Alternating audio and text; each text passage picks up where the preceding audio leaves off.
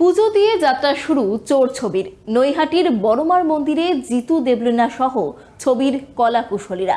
দেখুন, চিরদিনই তুমি যে আমার ধারাবাহিকের সুবাদে বর্তমানে বাংলার হার্টথ্রব নায়ক জিতু কামাল রবিবার ছুটির দিনে নৈহাটির বড়মার মন্দিরে ভক্তি ভরে পুজো দিয়ে নিজের আসন্ন ছবি চোরের যাত্রা শুরু করলেন অভিনেতা।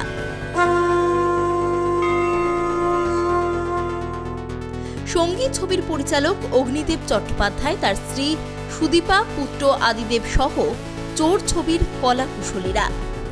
জিতুকে দেখা মাত্রই মন্দিরের সামনে ভিড় আছড়ে পড়ে ভক্তদের।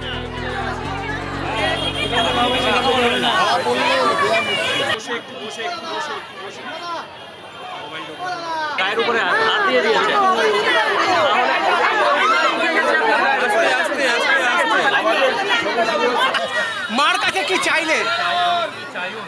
আচ্ছা, হ্যাঁ, সেটাও একটা উপলক্ষ।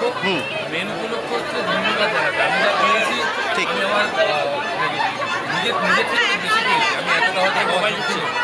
একদমই তাই। আর পুরো টিম আজকে একসাথে, হ্যাঁ, কতটা এক্সাইটেড আজকে এত দর্শক? আমি এক্সাইটেড ছিলাম পুজো দেওয়াটা, খাওয়া দেখো।